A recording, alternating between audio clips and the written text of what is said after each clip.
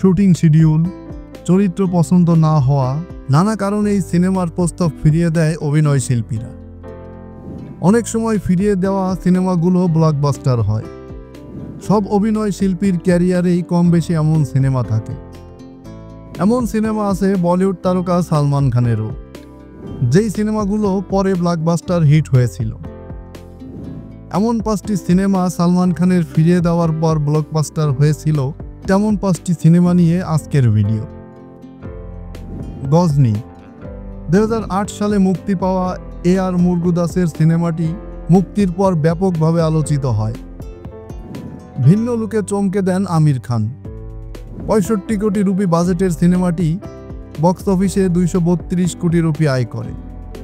এই ছবিতেও নির্মাতা শুরুতে সালমান খানের কথাই ভেবেছিলেন, কোনো এক কারণে তিনি বাদ পড়েন।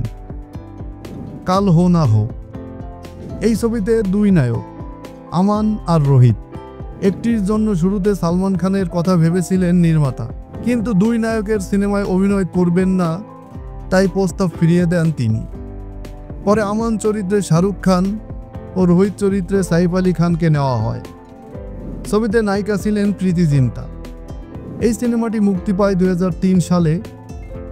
এই সিনেমার গানগুলো ব্যাপক জনপ্রিয়তা পায়, যা এখনও অনেক জনপ্রিয়। দিল ওয়ালে দুলহানিয়া লে যায়েঙ্গে 1995 সালে মুক্তি পাওয়া আদিত্য চোপড়ার সিনেমাটির কথা হিন্দি সিনেমার নিয়মিত দর্শক মাত্রই জানেন। মুক্তির পর ব্লকবাস্টার হিট হয় সিনেমাটি। শাহরুখ খান হয়ে ওঠে বড় তারকা। পর্দায় শাহরুখ ও কাজলের জুটি নিয়ে দর্শকদের মধ্যে তৈরি হয় ভিন্ন রকমের উন্মাদনা। কিন্তু জানেন কি, বক্স অফিসে 102 কোটি রুপি ব্যবসা করা সিনেমাটির প্রস্তাব প্রথম পেয়েছিলেন সালমান খান, কিন্তু প্রস্তাব পেয়েও কোনো এক কারণে ছবিটি ফিরিয়ে দেন এই অভিনেতা। একইভাবে সিনেমাটির প্রস্তাব পেয়েও রাজি হননি সাইফ আলী খান। চাক দে ইন্ডিয়া মাত্র 20 কোটি রুপি বাজেটের সিনেমাটি বক্স অফিসে 109 কোটি রুপি আয় করে। 2007 সালে মুক্তি পাওয়া সিমিত আমিনের স্পোর্টস ড্রামায় শাহরুখ খানকে দেখা যায় ভারতীয় হকি কোচ কবির খানের ভূমিকায়। চরিত্রটির জন্য প্রথম প্রস্তাব গিয়েছিল সালমান খানের কাছে। তিনি রাজি হয়েছিলেন, কিন্তু নির্মাতার সঙ্গে মতবিরোধের জোরে সিনেমাটি ছেড়ে দেন তিনি।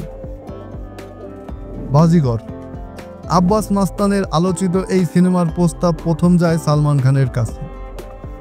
সালমান খান কিছুটা রাজি ছিলেন, হয়তো রাজি হয়ে যেতেন, কিন্তু বাধা দেয় তার বাবা চিত্রনাট্যকার সেলিম খান।